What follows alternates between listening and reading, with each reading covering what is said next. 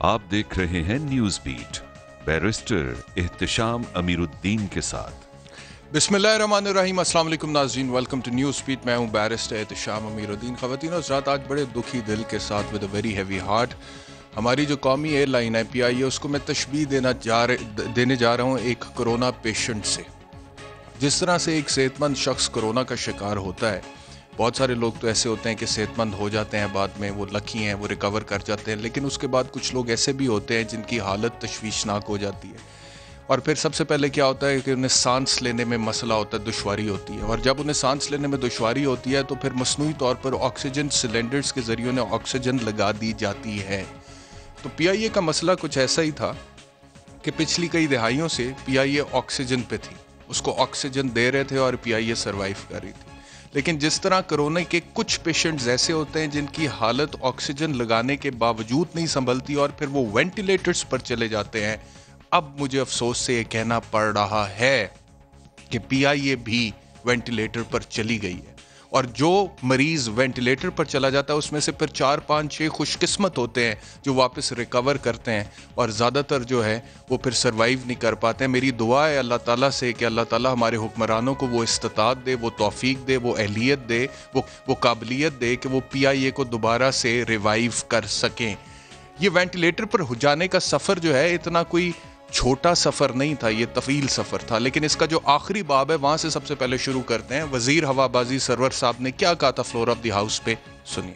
हम दुनिया को मुंह दिखाने के काबिल नहीं है कि हमारे पायलट्स, जिसमें से 262 आउट ऑफ 860, 30% ऑलमोस्ट, उनके लाइसेंसेस फेक हैं, लाइसेंसेस ठीक नहीं है। उन्होंने एग्जाम्स प्रॉपर नहीं दिए, खुद नहीं दिए, उनका वो फ्लाइंग एक्सपीरियंस नहीं है। सिर्फ ये बता नहीं रहे, इस पे हमने एक्शन भी शुरू करवा दिया है। इंक्वायरी मुकम्मल किए बगैर वजीर हवाबाजी ने कहा कि 262 पायलट्स जो है उनके लाइसेंसेस मशकूक हैं। और फिर इंटरनेशनल लेवल पे एक ऐसी जग हसाई हुई और भौंचाल आया कि उसके बाद फिर वो हमारे कंट्रोल से बाहर निकल गया। As I speak to you right now, मैं कल भी कह चुका हूं कि मलेशिया ने, UAE ने, वियतनाम ने, कुवैत ने पाकिस्तानी पायलट्स को सस्पेंड कर दिया, उनको ग्राउंड कर दिया, उनको मुअत्तल कर दिया। यूरोपियन यूनियन ने 6 माह के लिए PIA पर पाबंदी लगा दी, यानी कि PIA अब यूरोप का कोई भी ऑपरेशन नहीं कर सकती है, यूरोप में किसी भी एयरपोर्ट पर लैंड नहीं कर सकती है। ब्रिटेन में 3 एयरपोर्ट्स पर PIA के जहाज़ों पर पाबंदी लग चुकी है और अक़वाम मुत्तहिदा का department of security and safety ने अपनी नामजद करदा फहरिस्त से PIA का नाम हटा दिया है।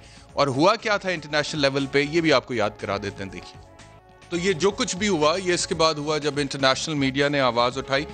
अब ये जो हो गया है कि यूरोपियन यूनियन में 6 महीने के लिए PIA बैन है, उसकी वजह से मैं आपको बता देता हूं कि इजाफी जो नुकसान पाकिस्तान इंटरनेशनल एयरलाइंस को होने जा रहा है वो क्या है। पहले तो 2018 में PIA का खसारा जो है वो 44 अरब था, 2019 में 56 अरब था, और मजमूई खसारा पाकिस्तान इंटरनेशनल एयरलाइंस का 434 अरब है। लेकिन ये जो तमाम मजमूई खसारा है, इसके अलावा अब जो इजाफी नुकसान होने जा रहा है PIA को, वो मैं आपको बताता हूं। सिर्फ जून के महीने की अगर मैं आपको मिसाल दूं तो जून में हालांकि कोरोना चल रहा था कि इंटरनेशनल फ्लाइट्स कुछ दिन सस्पेंडेड भी रही, लेकिन उसके बावजूद मैं आपको एक टेबल दिखाता हूं कि कितनी फ्लाइट्स गई हैं PIA की और उससे कितना रेवेन्यू जनरेट हुआ है। ये टेबल आप जो देख रहे हैं अपनी स्क्रीन पर, इसमें देखिए कि सिर्फ लाहौर एयरपोर्ट की अभी मैं आपको मिसाल दे रहा हूं। 4 जून को लाहौर से लंदन एक फ्लाइट गई जिसमें 464 मुसाफिर सवार थे। और अगर मैं एवरेज, क्योंकि इन दिनों में एवरेज तकरीबन किराया वन वे 1,15,000 चार्ज किया जा रहा था, एवरेज किराया भी लगाऊं तो एक फ्लाइट जो है वो 5,33,60,000 रेवेन्यू जनरेट किया इसने PIA के लिए। 7 जून को एक और फ्लाइट लाहौर से फ्रैंकफर्ट जाती है, उसमें 326 मुसाफिर सवार थे। इस फ्लाइट का जो रेवेन्यू जनरेशन था वो 3,74,90,000 था। 8 जून को लाहौर से मैनचेस्टर 313 मुसाफिर सवार थे, 3,59,95,000 रुपीज इसने जनरेट किए। 8 जून को फिर लाहौर से मिलान इटली यानी कि एक फ्लाइट जाती, 441 मुसाफिर सवार थे, 5,07,00,000 के करीब रेवेन्यू जनरेट किया। 12 जून को लाहौर से लंदन एक फ्लाइट जाती है, 283 मुसाफिर सवार थे, 3 करोड़ 25 लाख के करीब रेवेन्यू जनरेट किया। 14 जून को लाहौर से ओस्लो फ्लाइट जाती है, 204 मुसाफिर सवार थे, 2 करोड़ 34 लाख रेवेन्यू जनरेट किया। 18 जून को लाहौर से मिलान फ्लाइट जाती है, 325 मुसाफिर सवार थे, 3 करोड़ 73 लाख तकरीबन रेवेन्यू जनरेट किया। 19 जून को लाहौर से लंदन फ्लाइट जाती, 157 मुसाफिर सवार थे, 1 करोड़ 80 लाख रेवेन्यू जनरेट किया। 26 जून को लाहौर से लंदन फ्लाइट जाती है, 257 मुसाफिर सवार थे, 2 करोड़ 95 लाख रेवेन्यू जनरेट किया। और अगर मैं टोटल मुसाफिर जिन्होंने ट्रेवल किया है लाहौर से सिर्फ जून के महीने में, उनकी तादाद 2770 है, और जो टोटल रेवेन्यू इन फ्लाइट्स के जरिए पीआईए के लिए जनरेट हुआ था वो 31 करोड़ 85 लाख 50 हज़ार था। और मेरी इंफॉर्मेशन में ये बात भी आई है, ये वो डेटा है जो मैंने और मेरी टीम ने कलेक्ट किया है। इसके अलावा भी हो सकता है कि कुछ फ्लाइट्स हों जो कि हम आप तक नहीं बता सक रहे हैं, लेकिन ये जितनी भी फ्लाइट्स गई हैं यूरोप में, जो कि अब पीआईए के ऑपरेशंस बैन हो गए हैं यूरोप में, ये वापस भी आई हैं। और बहुत सारे ऐसे लोग जो वहाँ पर स्टक थे, वो पाकिस्तान वापस आना चाहते थे। एक्सपेट्स जिसके हवाले से वो मोहिद यूसुफ साहब जिक्र करते थे कि जी वो वापस आना चाहते हैं, और जिस तरह ये भर भर के फ्लाइटें गई हैं उसी तरह भर भर के ये वापस भी आई हैं। तो अगर वन साइड आप 31 करोड़ 85 लाख 50 हज़ार के करीब पैसे कमा रहे हैं, तो इसी तरह वापसी पे भी आप 31 करोड़ 85 लाख के करीब पैसे कमा रहे हैं। इसका मतलब है कि टोटल रेवेन्यू सिर्फ इन फ्लाइट से जो यूरोप जा रही थी लाहौर एयरपोर्ट से, उनका रेवेन्यू तकरीबन 62-63 करोड़ था, जो कि अब अगले 6 महीने के लिए पीआईए से महरूम रहेगा। अगर मैं आपसे इस्लामाबाद की बात करूं सिर्फ जून के महीने की, तो जो डेटा मैंने कलेक्ट किया है उसके मुताबिक इस्लामाबाद से जून के महीने में 10,588 मुसाफिरों ने यूरोप सफर किया है। और अगर फी मुसाफिर एवरेज किराया 1,40,000 भी लगाएं तो कुल रकम 1 अरब 48 करोड़ 23 लाख 20 हज़ार के करीब बनती है। इस्लामाबाद एयरपोर्ट, मेरा पहले ये ख्याल था कि शायद कराची से यूरोप में सबसे ज़्यादा फ़्लाइट्स जाती हैं, लेकिन मुझे पता लगा कि Islamabad is one of the busiest airports international flights में when it comes to Europe. तो तकरीबन जून के महीने में इस्लामाबाद एयरपोर्ट से जितनी फ़्लाइट्स गई हैं यूरोप में, उसमें 10,500 मुसाफिरों ने ट्रेवल किया, और तकरीबन ये फ्लाइट्स इसी तरह वापस भी आई हैं जो गई हैं। तो फिर अगर वन वे उन्होंने तकरीबन 1.5 अरब रुपया कमाया, तो वापसी पर भी तकरीबन 1.5 अरब रुपया कमाया। तो जून के महीने में इस्लामाबाद एयरपोर्ट से यूरोपियन यूनियन की ट्रेवलिंग की वजह से जो पीआईए पैसे कमा रहा था वो तकरीबन 3 अरब हो गया। तो 62-63 करोड़ एक लाहौर एयरपोर्ट का, 3 अरब तकरीबन इस्लामाबाद एयरपोर्ट का, इसके अलावा कराची एयरपोर्ट, इसके अलावा और जितने भी ऑपरेशन है। अब ये जो नुकसान पाकिस्तान एयरलाइन इंटरनेशनल एयरलाइंस को होने जा रहा है, इसको कैसे पूरा करेंगे? और मैं आपसे बताऊं कि पीआईए का जो टोटल रेवेन्यू है, जो जिससे पीआईए चलता है, उसका 87% मुसाफिरों से जनरेट किया जाता है, हासिल किया जाता है। 8% रेवेन्यू कार्गो से हासिल किया जाता है, और 5% रेवेन्यू जो है वो दीगर ज़राए से हासिल किया जाता है। तो ये तो वो सिचुएशन है जो कि नुकसान हो गया हमें, क्योंकि we could not handle the situation very well. अब मैं आपसे ये भी अर्ज करूं कि पीआईए की जो कहानी है ख़वातीन और हज़रात, ये अरूज से जवाल तक की कहानी है, ये बुलंदी से पस्ती तक की कहानी है, ये तरक्की से तनज़्ज़ुली तक की कहानी है। पीआईए हमेशा से ऐसा नहीं था। एक टाइम था कि Pakistan international airlines was one of the best airlines in the world, जिसकी पूरी दुनिया में जो है एक नाम था, एक मुकाम था। आपको एक झलक वो भी दिखाते हैं, देखिए।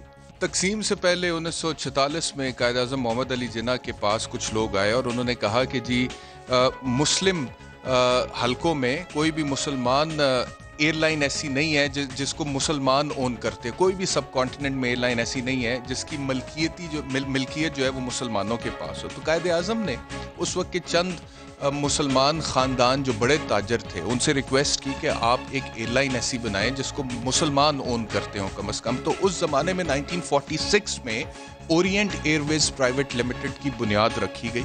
इब्तदाई सरमायाकारी जो थी वो कुछ मुसलमान ताजरों ने की, जिसमें M.A. इस्फहानी का नाम आता है, जिसमें आदम जी का नाम आता है, और जिसमें अराग ग्रुप का नाम आता है। 1955 में पाकिस्तान बनने के बाद इस फ्लाइट को हुकूमत पाकिस्तान में पीआईए में ज़म कर दिया। 1960 में एशिया का पहला जेट ऑपरेटर बना पीआईए। 1960 में ये पीआईए का गोल्डन टाइम पीरियड था। ये जो अभी मैंने आपको चीज़ें दिखाई ना, इसमें लिखा हुआ है कि जब बाकी लोग अपने मुसाफिर घटा रहे हैं, हम लोगों ने तादाद डबल कर दी है। बाकी लोग तैयारे कम कर लें, हमने 12 तैयारे और ख़रीद लें। ये इस तरह की एडवर्टिजमेंट्स पीआईए देता था।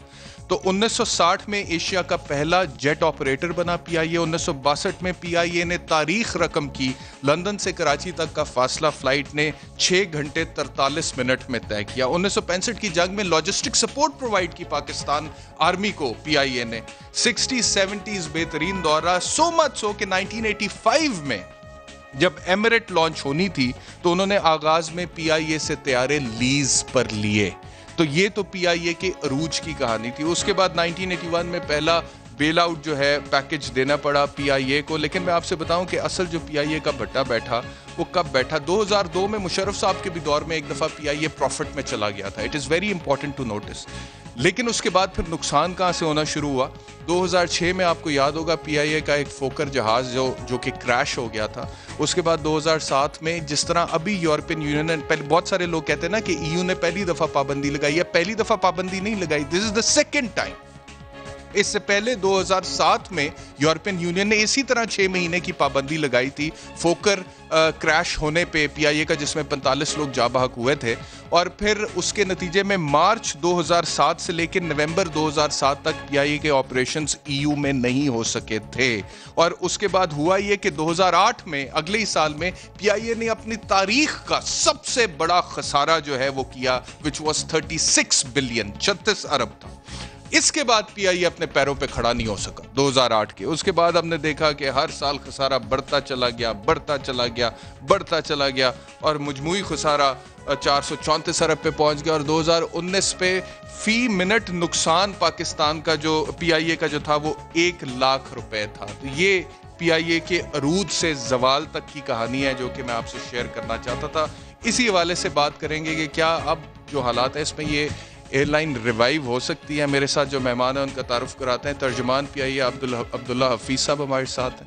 पैल्पा के तर्जुमान इमरान नरेजो साहब हमारे साथ हैं। इंफॉर्मेशन मिनिस्टर सिंध नासिर शाह साहब हमारे साथ हैं। और पाकिस्तान तहरीक इंसाफ से फारूक हबीब साहब। गुफ्तगू का आगाज़ करते हैं स्टूडियो के बाद।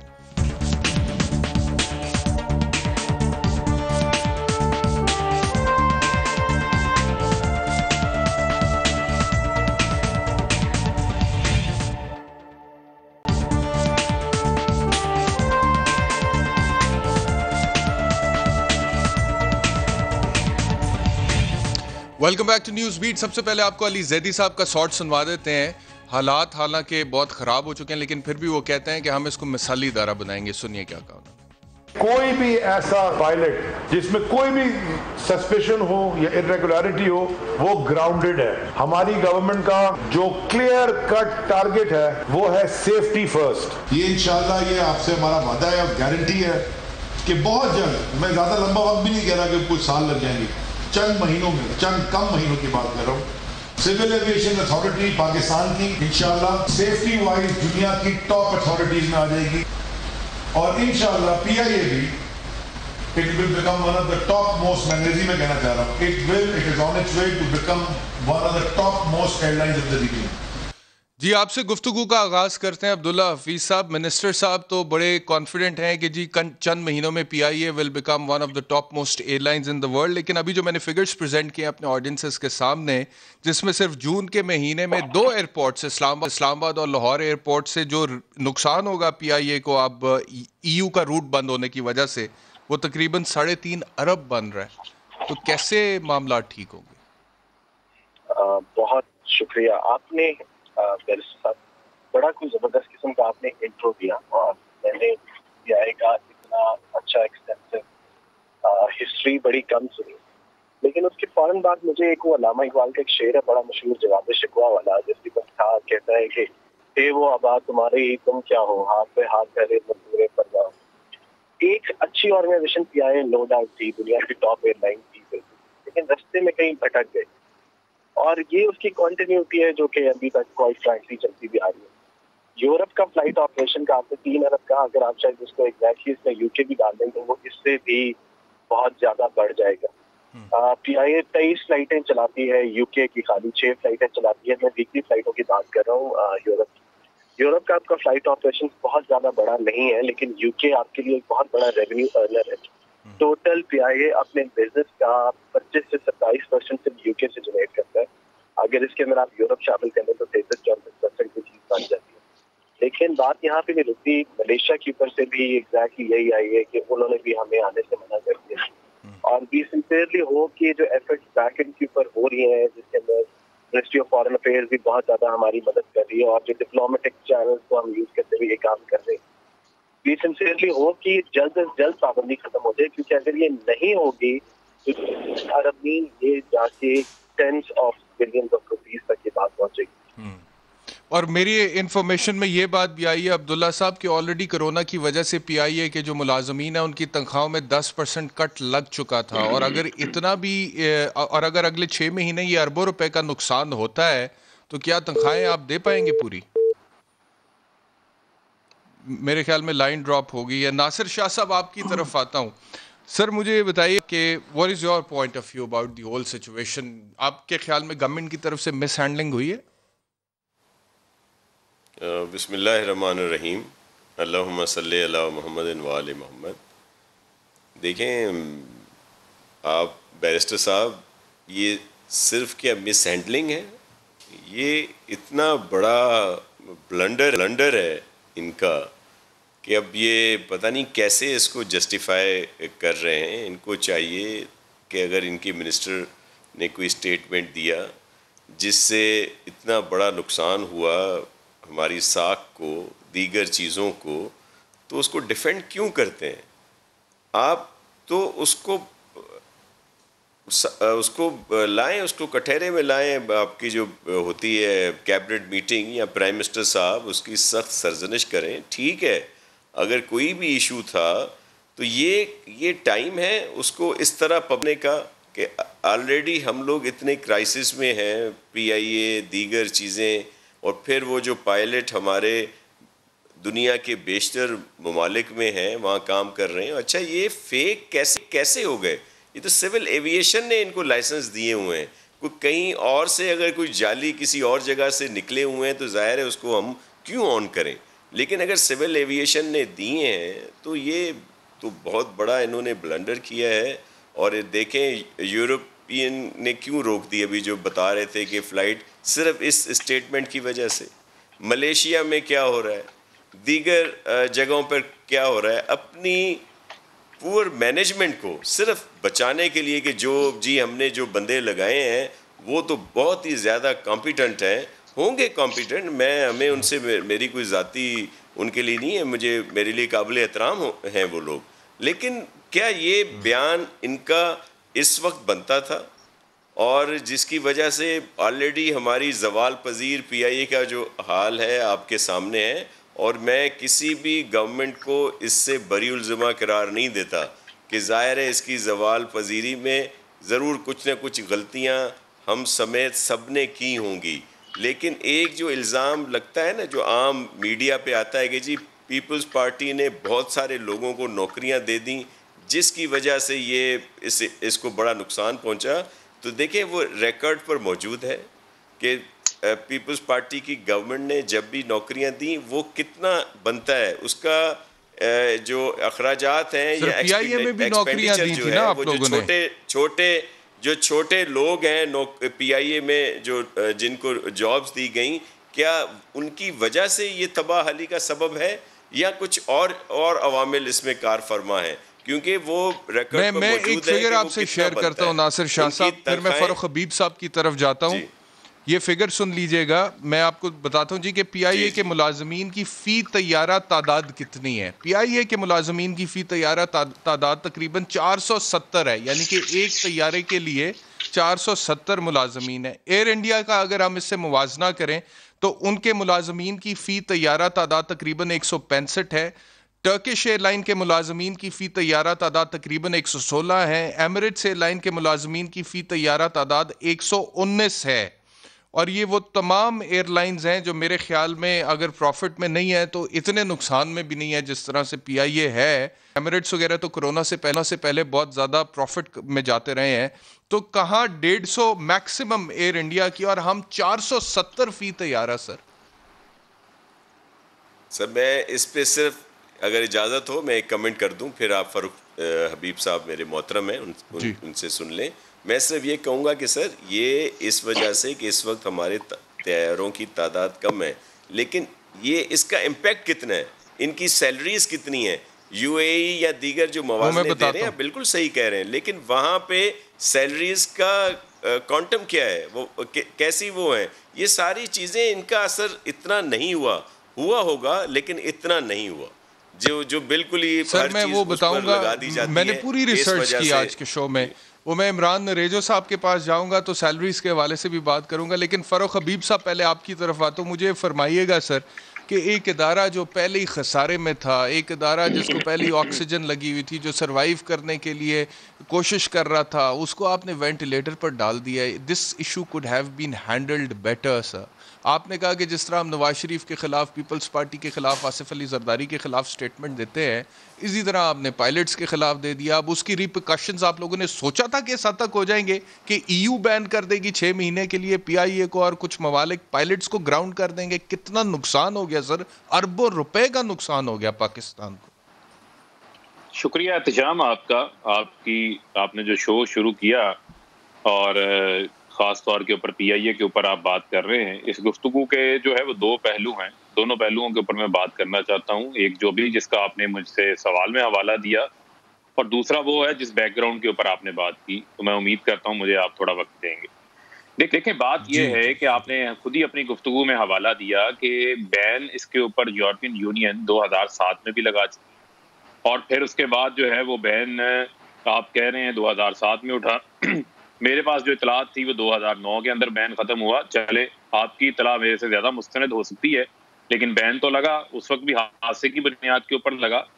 जब ये 2000, अभी ये चंद रोज, एक माह कबल जब ये हादसा होता है, उस हादसे की बुनियाद के ऊपर ही जो है वो पाकिस्तान के जो सेफ्टी मेजर्स हैं, जो हमारे फ्लाइट ऑपरेशंस है, जिसका चला रहे हैं, उसके ऊपर तहफ़्फ़ुज़ात उठना शुरू हो चुके थे।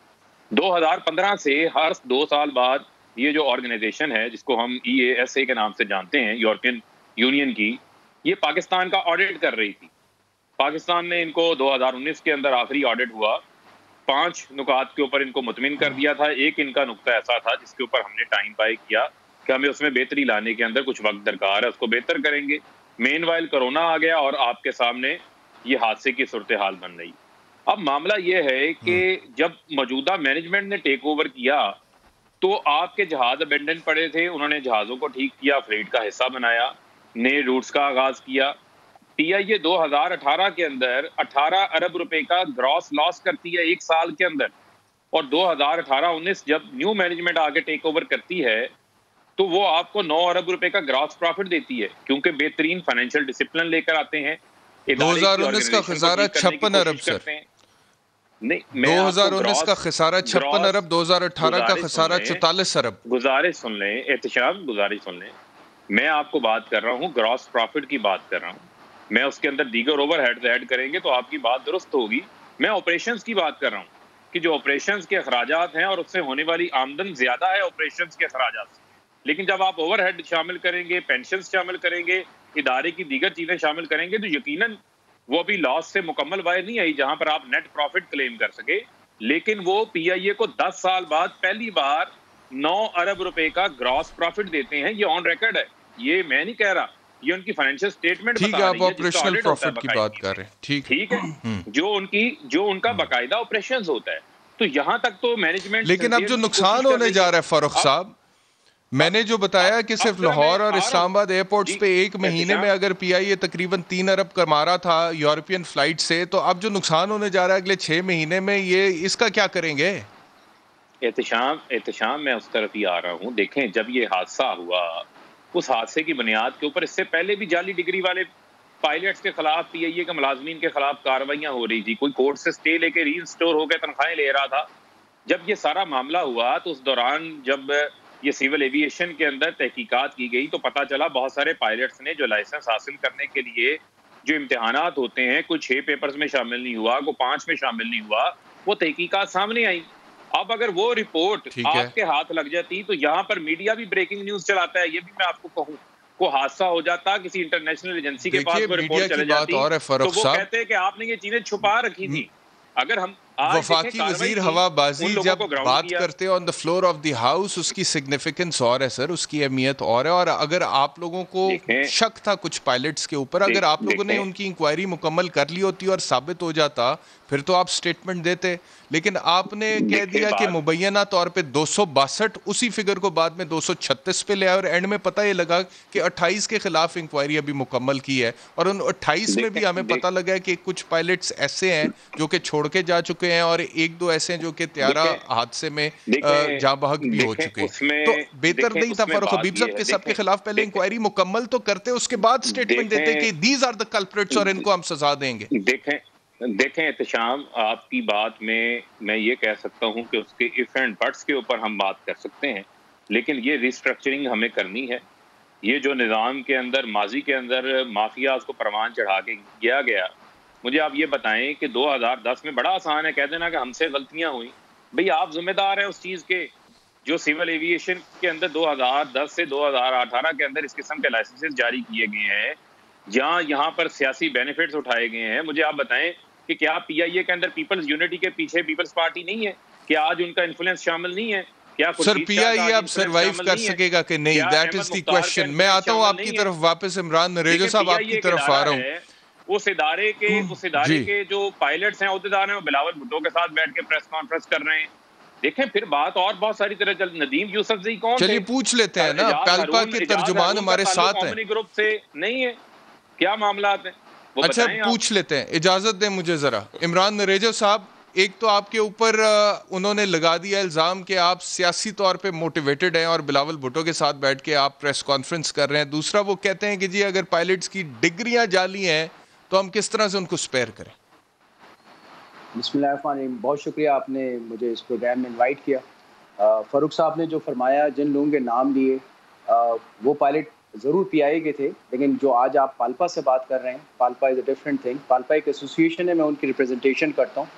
वो लोग उस ज़माने में एमडी थे, उनको नॉमिनेट गवर्नमेंट ने किया था। फॉर दैट रीज़न वो ऐसी पॉलिटिकल एक्टिविटीज़ में आ सकते हैं, हमारा उससे ऐसा कोई ताल्लुक़ नहीं है। बात में आपके चैनल के थ्रू फ़ारूक साहब को या जितने हमारे साहबान बैठे हैं उनकी खिदमत में पेश करना चाहूँगा। मैं बात करूँगा वो जो लीगल होगी। सबसे पहली बात ये कि आज पाकिस्तान की एविएशन इंडस्ट्री को जितना बड़ा धचका लगा है, उसका आप ये समझ लें कि दी एंड होता हुआ नज़र आ रहा है। दुनिया से पायलट्स को या तो सस्पेंड किया जा रहा है या निकाला जा रहा है जॉब से। ये टोटली मिसहैंडल केस किया गया है। सिविलेशन अथॉरिटी जैसे डिपार्टमेंट के ऊपर इतना बड़ा इल्ज़ाम आया, उसके बाद पीआईए पायलट्स के ऊपर इल्ज़ाम आया। आज आप 262 कह लें, पीआईए के मैं 141 पायलट्स की लिस्ट की बात करूंगा। 262 की फिगर तो हमारे ऑनरेबल मिनिस्टर साहब ने दी। 141 पायलट्स की लिस्ट को फौरन पालपा ने स्टडी किया। मैं आपको फैक्ट एंड फिगर के साथ सिर्फ 3 हिस्सों में बता सकता हूँ कि एक हिस्सा उसमें ऐसा है जिसमें वो पायलट्स पीआईए के अब हिस्सा ही नहीं रहे। दूसरा हिस्सा वो है कि नाम आपका है, पता मेरा है, ढूंढ किसी और को रहे। तीसरा हिस्सा वो है कि जो हमारे फर्स्ट ऑफिसर्स, जो कि हमारे एक प्रोसेस होता है कि एक नंबर ऑफ आवर्स और नंबर ऑफ पेपर्स क्लियर कर ले, तो जब दोनों चीज़ें कंबाइन करते हैं तो लाइसेंस इशू होता है। और वो उनको ये राइट है कि या तो वो नंबर ऑफ आवर्स पहले कंप्लीट कर लें या पेपर। तो वो लड़के वो बच्चे पेपर्स दे के अपना वो पेपर्स कंप्लीट कर रहे थे। अब जो इल्ज़ाम आया है सिविलेशन अथॉरिटी पे, ये लाइसेंस किसी सदर की फोटो स्टेट से इशू नहीं हुआ। सालों से लाइसेंस इशू हो रहे हैं और हर लाइसेंस साल में 2 दफ़ा तो सिविलेशन के खिदमत में हाजिर होता है और उसको रिन्यू करके दिया जाता है। इतना बड़ा इल्ज़ाम सिविलेशन अथॉरिटी पे लगाया गया। मैं तो आपको एक बात पूछना चाहता हूँ, आप लॉयर हैं माशाल्लाह। एक शक जो इनको जिस साहब ने भी ये शक डाला, वो उससे बड़ा मुल्क दुश्मन आदमी इस पाकिस्तान के अंदर नहीं होगा कि उसने 262 आदमियों के अलावा जो पूरी दुनिया में पायलट्स के कैरियर को धब्बे लगा दिया और साथ साथ सिविलेशन जैसे एक इतने बड़े इदारे को भी उसने ऐसी जगह लगा दिया, खड़ा कर दिया कि अब अकायो भी उससे पूछेगा। अभी तो EU की EASA की बारी है ना, अभी अब अकायो की बारी आएगी। सर अगर सिविलेशन को डाउनग्रेड कर दिया गया तो फिर तो आप देखिएगा दुनिया में हमारा क्या हाल होता है। इन लोगों ने, जिन लोगों ने ये, सबसे पहले तो वो साजिशी अनासर का ये हमें पता बताएं, क्योंकि मैं कहता हूँ गवर्नमेंट के उस मिनिस्टर साहब को जो ऑनरेबल थे हमारे, किसी ने तो इन्फॉर्मेशन दी होगी ना कि जी फलाने डिपार्टमेंट ने इंक्वायरी की और उसने ये रिपोर्ट दी, ताकि जब हम कल चीफ जस्टिस ऑफ पाकिस्तान की खिदमत में हाजिर होंगे वो लाइसेंसेस और वो लिस्ट लेके, तो वो लोग भी सामने आए। क्योंकि अभी तक as per the law CR 1994 CA ने तो किसी को शो कॉज इशू नहीं किया। आज की तारीख तक, आपके प्रोग्राम तक, किसी एक पायलट को PIA के कोई शो कॉज सिविलेशन अथॉरिटी ने नहीं दिया। क्योंकि सिविल अथॉरिटी समझती है इस बात को बहुत अच्छी तरह से कि उनके जो और ये जो रिपोर्ट जिसमें 262 पायलट्स के लाइसेंसेस मशकूक करने की बात की है वफाकी वजीर ने, इसको आप लोग चैलेंज भी कर रहे हैं कोर्ट में? सर ऑलरेडी इंशाअल्लाह ताला 13 जून को आप देख लीजिएगा, हम चीफ जस्टिस गुलजार साहब की खिदमत में हाजिर होंगे और हमने ये अहद किया है कि एक तरफ लाइसेंस रखेंगे और कहेंगे अगर जाली हमें जेल भेज दें, नहीं तो बुलाएं उन लोगों को जिन्होंने हमारे को इस तरह तस्लील किया। Not even us. आपने जिस तरह शुरू में बयान किया, मैं अब कुछ कह ही नहीं सकता क्योंकि आपने बिल्कुल हकीकत बयान की कि दुनिया के हर कोने से या तो पायलट को सस्पेंड किया जा रहा है या फौरन ही फारिग किया जा रहा है। इन लोगों ने बगैर सोचे समझे इतना बड़ा इल्जाम लगा दिया। और ये कैसे हो सकता है कि एक चीज सस्पिशियस है और आगे से बोल रहे हैं कि हम फॉरेंसिक रिपोर्ट, ये वर्ड्स हैं इनके कि ये फॉरेंसिक तरीके से 1.5 साल से इन्वेस्टिगेशन कर रहे हैं साइंटिफिक वे से। मैं आपको अभी इसमें 50 नाम अपनी 141 की ऐसी लिस्ट में बता सकता हूँ, मैंने जिसमें आपको श्योर शॉट बोल रहा हूँ कि नाम किसका है, लाइसेंस नंबर किसका है, रेफरेंस नंबर किसका है और ढूंढ किसी और को रहे हैं और सस्पेंड किसी और को कर दिया। तो ये तो हाल है इन लिस्टों का। सर इंशाअल्लाह ताला हमें अल्लाह ताला के बाद अपने जस्टिस और अपने पाकिस्तान के जस्टिस सिस्टम पे बड़ा यकीन है कि 13 जून ये तो मुझे लग रहा है कि जस्टिस साहब ने लिया है। जो क्रैश हुआ था पीआईए का जहाज अनफॉर्चुनेटली कराची लैंडिंग के दौरान, उसके बाद तो चलो गुलाम सरवर साहब ने नहीं किया रिजाइन, लेकिन अभी जिस तरह से उन्होंने सिचुएशन को हैंडल किया और उसके बाद से जिस तरह से चीजें अनफोल्ड हो रही हैं, फारूक साहब आप ही जवाब दे दें, मैं उसके बाद बाकी मेहमानों की तरफ जाता हूँ, लेकिन क्विकली दीजिएगा कि अगर ये अरबों रुपए का नुकसान होता है जिस तरह से बात हो रही है, तो ये तो फिर रिजाइन करना पड़ जाएगा गुलाम सरवर साहब को। सर देखें एहतशाम, बात ये है जो पीआईए का नुकसान हुआ, मुझे नहीं पता ये नरेजो साहब जो हैं वो कब से पीआईए का हिस्सा हैं, कब से ये जो है वो पायलट हैं या पालपा का हिस्सा है, मुझे इतनी तफसील नहीं मालूम। लेकिन बात ये है कि क्या जो है वो गुलाम सरवर खान साहब के इस्तीफे का मामला है, क्या जो पीआईए है इससे पहले जो है वो पीआईए का बहुत अच्छा नाम था आलमी दुनिया के अंदर। इतना अरबों रुपए का नुकसान हो जाता है, पूरे मुल्क की बदनामी हो जाती है, एक एयरलाइन का पट्टा बैठ जाता है, पूरे पायलट्स के लाइसेंसेस को मशकूक नजर से पूरी दुनिया में देखा जाता है, तो क्या फिर भी आप गवर्नमेंट मिनिस्टर से इस्तीफा तलब नहीं करेंगे? एहतशाम, बात ये है वो फैक्ट सबके सामने आ जाएंगे। ये कोर्ट जाना चाहते हैं जाएं, हम इन्हें नहीं रोकते। मेरा एक बुनियादी सवाल है, पिछले दिनों आपको याद होगा कि गिलगित बल्तिस्तान के अंदर एक एटीआर जो है वो रनवे से स्लिप करके ऑफ रनवे हो गया, जिससे पूरा एसेट जो एटीआर है वो तबाह हो गया। वो मोहतरमा जो पायलट थी, क्या वो पालपा का ही एक्टिव मेंबर नहीं थी? क्या पालपा उनको प्रेशराइज नहीं करती रही अथॉरिटीज को कि इनको दोबारा से जो है वो फ्लाइंग की इजाजत दी जाए?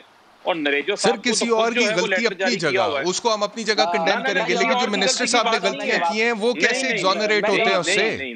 उसको तो नहीं एग्जॉनरेट कर सकते। एहतशाम, मैं जो बात कर रहा हूँ, मैं जवाब देना चाहता हूँ, मैं ये बात कर रहा हूँ, नरेजो साहब को खुद फ्लाइट चेक के हवाले से इनको तो खुद जो है वो लेटर इशू किया हुआ है, ये उसका जवाब तो जमा करवा दें। टीवी पे बैठने के लिए इनके पास टाइम है, वहां पर जाकर ये लेटर का जवाब देने को तैयार नहीं है अथॉरिटीज को। इनसे सवाल पूछ लेना। चले उनसे पूछ लेते हैं, आपने क्योंकि जाती नौयत का इल्जाम लगाया, उनका राइट बनता है कि मौका मिले। जी नरेजो साहब, क्या जवाब है आपके पास इसका? मैं पूछ रहा हूँ ना जी नरेजो साहब। जो इनका पालपा का सदर है वो सुन लेना सर, का भांजा है। अब मेरे से सच्ची बातें सुन लेंगे, किस तरीके से जो है इन लोगों ने माफिया बनाया हुआ है अपना, जिस अंदाज से ब्लैकमेल करते हैं ये मैनेजमेंट को, सीईओ के खिलाफ जो है वो जाली पिटीशंस दायर करते हैं उनको ब्लैकमेल करने के लिए। ढकी छुपी चीजें नहीं है। माजरत के साथ मैं चले उनसे पूछ लेते हैं, आपने इल्जाम लगाया, गिव हिम एन अपॉर्चुनिटी, तो मैं हकाइक अवाम के सामने रखूंगा। रखें, हम तो चाहते हैं रखें, हम भी हकाइक अवाम के सामने रख रहे हैं। जी नरेजो साहब, क्या जवाब है जी इन इल्जामात का? 3 सवाल इन्होंने 3 सवाल किए हैं सर, 3 सवाल किए हैं इन्होंने। एक, इन्होंने मेरे जात के ऊपर हमला किया है। मैं इनसे कहता हूँ आप मेरे बड़े भाइयों की तरह हैं, कल सुबह मुझे कोई एक लेटर भिजवा दें सिविलेशन की तरफ से जिसके बारे में आप कह रहे हैं, और अगर नहीं भिजवाया बैरिस्टर साहब आप इनको फोन करके लेंगे। दूसरा, उस लड़की के इस बारे में आपने बात की, मैं अभी शो पे दे देता हूं जो मेरे पास। सर एक सेकंड मेरी बात, टेक्निकल आदमी तो नहीं हूं, लेकिन मेरे पास एक लेटर है वो मैं आपको भेज देता हूं। सर आपके पास जो लेटर है मैं अभी ब्रेक में शाम को दे दूंगा, स्क्रीन पे रख लेंगे। सर सुन ले sir, with all due respect, let me finish it sir. उस लड़की से गलती हुई थी, उस लड़की ने फर्स्ट डे एडमिट किया था, उस लड़की ने, और उसको फर्स्ट ऑफिसर की पनिशमेंट मिली थी। उसके बाद उसके साथ कभी पालपा ने ऐसा नहीं किया कि आप कैप्टन को फर्स्ट ऑफिसर क्यों बना रहे हैं, नहीं, पनिशमेंट है हमारे ओएम के अंदर। नंबर 3, अगर कोई किसी का भांजा है तो इससे क्या फर्क पड़ता है? मैं भी तो आपका कोई भाई हो सकता हूँ, बच्चा हो सकता हूँ। This doesn't make any difference. Palpa कोई ये ऐसी कोई गुंडागर्दी नहीं। अब आपने बात की कि क्या हमने किसी ने पटिशन दायर की है किसी सीईओ के खिलाफ, तो जनाब मैं आपको एक बात बता दूं, पीआईए के अंदर एक जॉब डिस्क्रिप्शन है, उसके ऊपर मुशर्रफ रसूल साहब को फायर किया गया था क्योंकि वो पीएचडी आदमी थे और वो उस जॉब डिस्क्रिप्शन में फिट नहीं होते थे, और उनको हमने नहीं फारिग किया था, उनको मोहतरम चीफ जस्टिस साकिब निसार साहब ने फायर किया था। और आज भी जो चीफ जस्टिस के पास केस चल रहा है वो पाल्पा का नहीं चल रहा, ना पाल्पा उसमें पार्टी है। उनको चीफ जस्टिस साहब ने खुद बुलाया है और पूछा है कि किस वजह से आप उस पोस्ट पे बैठे हैं। सर आप मेरी बात सुन लेना सर, आप अल्लाह ताला आपको सर आप मुझे जो लेटर इशू है, मैं आपको आज एक बात बताता हूँ। मैं एक इंस्ट्रक्टर हूँ, मैंने उस चेक के ऊपर एक लड़के को फेल किया था, और मैं आज आपको एक बात बता दूं क्योंकि ये अंदर की बात है, और मैंने उस लड़के को फेल किया था। अंदर की बात करें ना, अंदर की बातें तो करने बैठे सर, अंदर की बात नहीं, ये पीआईए और सिविलेशन की बात। ये देखें सर, आप बात सुनिए सर, आप नहीं समझते इनलीगैलिटीज को। ये सिविलेशन और मेरा मामला है। सर हमें समझाएं ना, हमें एजुकेट करें, हमें गाइड करें। सर आप सुप्रीम कोर्ट में जाने की बात कर रहे हैं, आप हमें सुप्रीम कोर्ट में हम जा रहे हैं 141 पायलट्स के लिए। मेरे पास हम सुप्रीम कोर्ट में जा रहे हैं 262 फ्लाइट ऑपरेशन डिपार्टमेंट जी जी जी जी फोन में पड़ा। अच्छा चलिए, को भी भेज देता हूं, वो चला दें। चलिए मेरी बात सुनिए। देखिए टीवी पे आकर आप मुकदमा करने को तैयार हैं, भेज दीजिएगा, वो आपको जवाब इदारे की बात कर रहे हैं फिलहाल। हम आपकी फरूख हबीब साहब फिलहाल इदारे की बात कर रहे हैं। इमरान नरेजो साहब के खिलाफ अगर जाती नौयत के कोई एलिगेशंस हैं तो जरूर उनका एहतसाब करें यार, इंक्वायरी करें, और अगर कोई किसी इंक्वायरी में गुनहगार साबित होता है तो उसके मुताबिक एक्शन ले, लेकिन that does not exonerate the minister aviation from what he is done. उन्होंने जिस तरह से मिसहैंडल किया, मेरा तो पॉइंट ही है। मैं नासिर शाह साहब की तरफ जा रहा हूं, नासिर शाह साहब की तरफ जा रहा हूं। सवालात हैं वो ब्लैकमेल करने लग जाता है, जिसकी कैपेसिटी पे सवालात है वो ब्लैकमेल करना शुरू कर देता है। कोई ब्लैकमेल नहीं करता सर, आपके उधर तो यहाँ अब ये मैं शो का कोरोना पे दिया गया, अल्लाह आपको मैं कोरोना हुआ आपके फ्लाइंग लिए करते हुए, और मुझे मेरी ये लोग कोरोना में मुझे शो कॉज करते हैं कि तुमने कोरोना के लिए लोगों के लिए इक्विपमेंट मांगे थे, मैं वो दिखाता हूँ आपको। ये तो आप जरूर दीजिएगा बैरिस्टर साहब को। अगर बैरिस्टर साहब मुझे फोन करके बोल देंगे ये आपको किस वजह से दिया गया, आपको भी तसल्ली होगी, आप मेरे मोहतरम है सर। मैं अच्छा एक और बात भी बोल दूं, आपकी गवर्नमेंट को मिसलीड कर रहे हैं ये लोग, और वो कौन लोग उनके नाम लेके आए सर जिन्होंने ये रिपोर्ट्स दी, क्योंकि कल जब अदालत में अगर ये प्रूफ हो गया कि लाइसेंसिंग को गलत तरीके से हैंडल किया गया है, तो मैं नहीं चाहता कि क्योंकि आप लोग टेक्निकल लोग नहीं है सर। आपको मैं एक और बात भी बता दूं, चलिए मुझे एक ब्रेक लेनी है, ब्रेक का वक्त हो गया है। अब्दुल्ला हफीज साहब, आई एम सॉरी, मैं आपसे एक दो सवाल पूछना चाहता था लेकिन वक्त नहीं रहा। आपका बहुत शुक्रिया। इमरान नरेजो साहब आपका बहुत शुक्रिया। ब्रेक से जब वापस आएंगे तो कुछ पॉलिटिकल पॉइंट ऑफ व्यू से डिस्कशन करनी है। शेख रशीद साहब ने आज कहा है कि 14 दफ़ा मैं मिनिस्टर रहा हूँ लेकिन मुझे एक टीका नहीं मिल रहा था जब मैं ज़ेर इलाज था हॉस्पिटल में, कोरोना के मर्ज में मुब्तला था। बात करेंगे ब्रेक के बाद।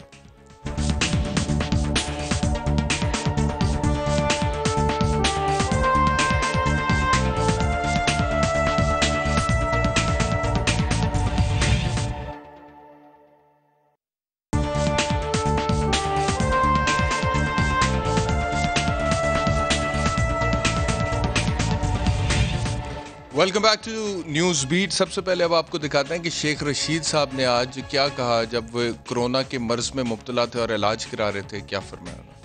सारी कौम को इन्होंने मारा दौलत लूट कर, सारी कौम मर गई है। कौम का ये आलम है, कौम का मेयार इतनी गिरावट है, कौम का स्टैंडर्ड इतना कम है। मैं 14 वजारतें मैंने की हैं, मुझे एक टीका नहीं मिल रहा था। पाकिस्तान में कोई बंदा ऐसा नहीं जिसने 14 वजारतों को चलाया हो और उस शख्स को एक टीका पैसों का 5 लाख का भी नहीं मिल रहा था। ये तो जनरल अफसर NDMA ने अरेंज कर दिया, वरना जो शख्स 14 वजारतें चला चुका हो उसको एक टीका इस मुल्क में नहीं मिल रहा। अब जो शख्स 14 वजारतें चला चुका हो उसकी तो जनरल अफजल तक पहुंच हो सकती है, लेकिन एक आम पाकिस्तानी की तो नहीं हो सकती। तो अगर एक वजीर को इतनी मेहनत के बाद टीका मिलता है, एक जनरल से ताल्लुक़ के बाद, तो एक आम आदमी पता नहीं बेचारा क्या करेगा। मजीद उन्होंने -3 की बात की, ये भी सुनिए।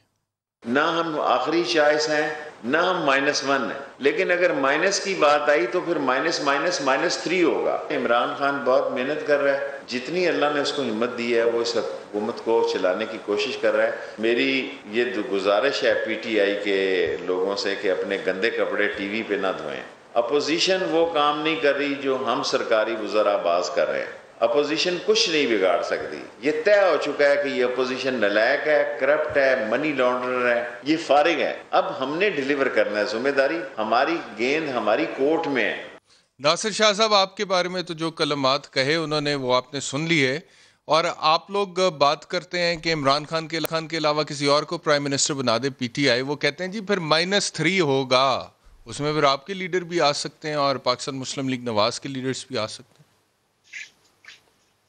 सर देखें, -1 तो इनके खुद प्राइम मिनिस्टर साहब ने कहा, और अब ये -1 -3 की बात शेख रशीद साहब कर रहे हैं। चलें, अल्लाह मियाँ उन्हें सेहत दे, ज़िंदगी दे, और वो जितनी वजारतें अपनी गिनवा चुके हैं, काश उसकी कारकर्दगी भी गिनवा देते और ये भी बता देते कि किस किस अदवार में ये मिनिस्ट्रियाँ इनके पास रही हैं, और जो इस वक्त रेलवे की जो हालत है, जो कुछ हो रहा है, उसकी भी थोड़ा सा रोशनी उस पर डाल देते।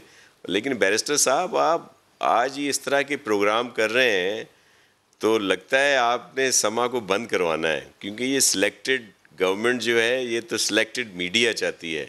और खुदा का नाम ले कैसी बातें कर रहे हैं? नहीं तो कम से कम आपका प्रोग्राम तो मुझे बड़ा वो लग रहा है, जिस तरह आप हकायक बयान करेंगे, सच्चाई बयान करेंगे, तो फिर फ़ारूक हबीब साहब बहुत अच्छे इंसान हैं, बड़े काबिल भी हैं, मेरे लिए काबिल एहतराम है, लेकिन देख लें आप इनको ऐसी बातें करके ना फंसाएं ना कि ये इंजेक्शन किस इलाके में नहीं मिल रहा था।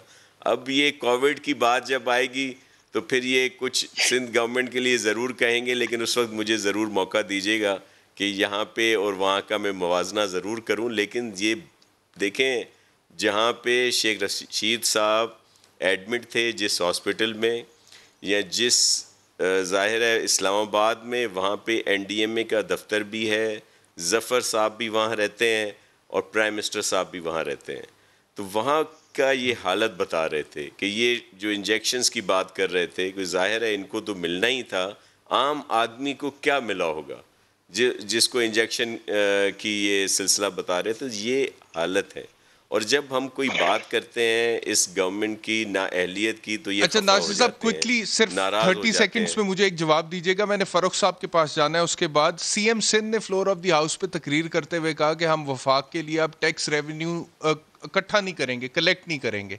तो क्या ये बहुत गैर जिम्मेदाराना स्टेटमेंट नहीं है भाई? अगर आप इकट्ठा करके वफाक को नहीं भेजेंगे तो आपका NFC अवार्ड भी आपको नहीं मिलेगा। देखिए, मैं आपको अर्ज़ करूं, ये वो टैक्स है जो वफाक के लिए असाइन किया गया था कि सिंध गवर्नमेंट ले, एक्साइज का विद होल्डिंग टैक्स था, और ये आज नहीं, जो लास्ट गवर्नमेंट रही है PMLN की, उस वक्त भी हमने ये रेज़ किया था पॉइंट, बल्कि अब भी CCI में बात की थी, चीफ मिनिस्टर साहब ने लेटर भी लिखे हैं।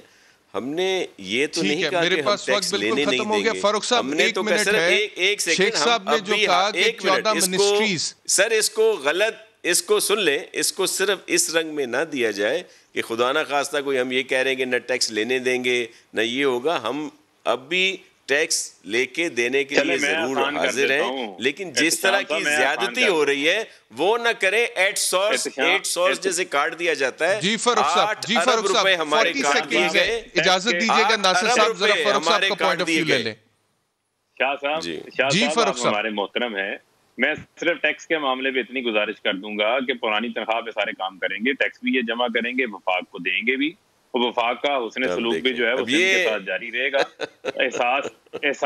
एहसास कैश प्रोग्राम में सबसे ज्यादा पैसे भी जो है वो सिंध के लोगों को कैश तकसीम किए गए हैं, 30 अरब से ज्यादा की वो रकम है।